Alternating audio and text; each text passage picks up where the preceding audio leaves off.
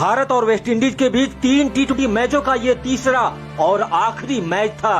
Series अब तक 1-1 के बराबरी पर थी और इस मैच में सीरीज के विजेता का फैसला होना था।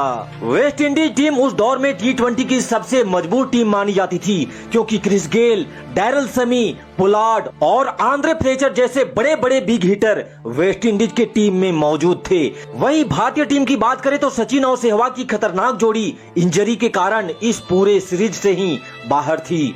बिग हिटर युवराज सिंह बीमार थे, वहीं हरभजन भी दूसरे मैच के दौरान ही चोटिल हो चुके थे। ऐसे में भारतीय टीम वेस्ट इंडीज के सामने ऑन पेपर काफी कमजोर दिखाई दे रही थी, लेकिन भारत की सबसे बड़ी ताकत ये थी कि भारत के पास महेंद्र सिंह धोनी के रूप में एक ऐसा कप्तान था जिस पे पूरे हिंदुस्तान आस लगाए बैठा था।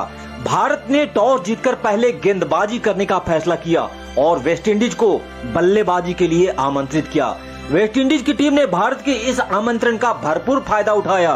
क्रिस गेल के 119 रनों की ताबड़तोड़ पारी के बदौलत वेस्टइंडीज ने निर्धारित 20 ओवरों में 207 रन स्कोर बोर्ड पे लगा दिए थे। सचिन, सहवाग और युवराज की गैर मौजूदगी में भारत को 208 रन बनाने का ये सफर काफी मुश्किल होने वाला था। जवाबी कार्रवाई में जब भारतीय टीम बैटिंग करने उतरी तो रोहित शर्मा पहली ही ओवर के पहली ही गेंद पर बिना खाता खोले क्लीन बोल्ड हो गए। लेकिन ये तो सिर्फ एक ट्रेलर था। पावर प्ले में ही गौतम गंभीर, रॉबिन उथप्पा के साथ साथ विराट कोहली भी पवेलियन जा चुके थे।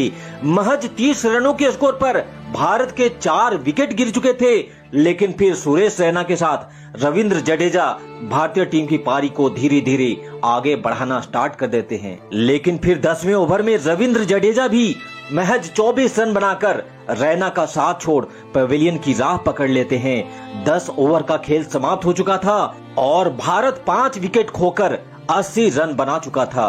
अब आखिरी 10 ओवर में भारत को जीत के लिए 128 रनों की जरूरत थी। ये रिक्वायर्ड रेट लगभग 13 का हो चुका था। 11वें ओवर में भारत की आन बान शान और आखिरी उम्मीद महेंद्र सिंह धोनी क्रीज पर आते हैं। एक तरफ जहां धोनी बॉल पे अपनी नजरें जमाने की कोशिश कर रहे थे, वहीं दूसरी छोर पर रैना आग उगल रहे थे। पारी के 13वें ओवर में ब्रेवो को 3 छक्के और 1 चौका लगाने के बाद 5वीं बॉल पर रैना भी धोनी का साथ छोड़ पवेलियन चले गए। अब आखिरी के 5 ओवरों में भारत को जीत के लिए 72 रनों की जरूरत थी। 16वें ओवर में धोनी ने 4 चौका और 1 सिंगल लेकर 17 रन बना लिए।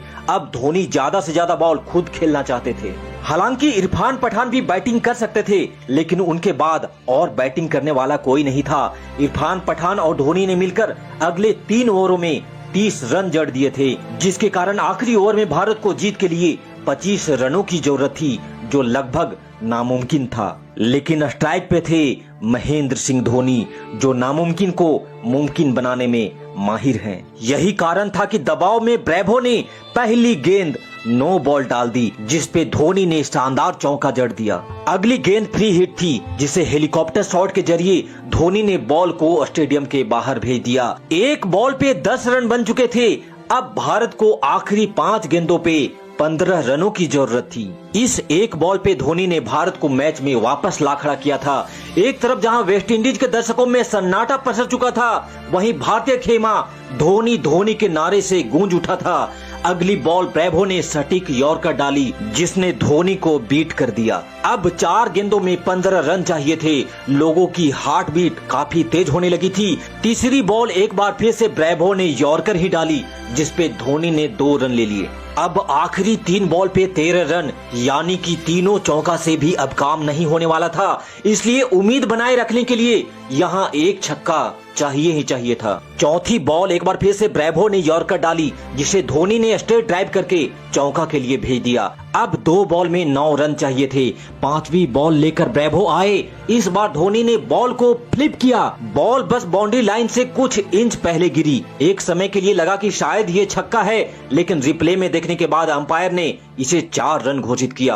अब आखिरी बॉल पे 5 रन चाहिए थे। पूरा स्टेडियम सन्नाटे में पसर गया था। सभी लोग अपने अपने सीट पर खड़े हो चुके थे। धोनी जान चुके थे कि ब्रेवो आखिरी गेंद भी यॉर्कर ही मारेगा, इसलिए वो पहले से ही यॉर्कर के लिए तैयार थे। बॉल जैसे ही ब्रेवो के हाथों से निकली, धोनी क्रीज छोड़कर आगे बढ़ते हुए बॉल को लॉन्ग ऑन की तरफ उठा दिया। चूंकि बॉल काफी ऊपर चली गई थी, इसलिए डर था कि क्या ये बॉल बाउंड्री को पार कर पाएगी। तभी पूरा स्टेडियम जोर से चिल्ला उठा।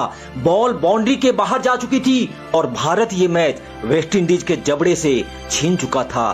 दोस्तों, महेंद्र सिंह धोनी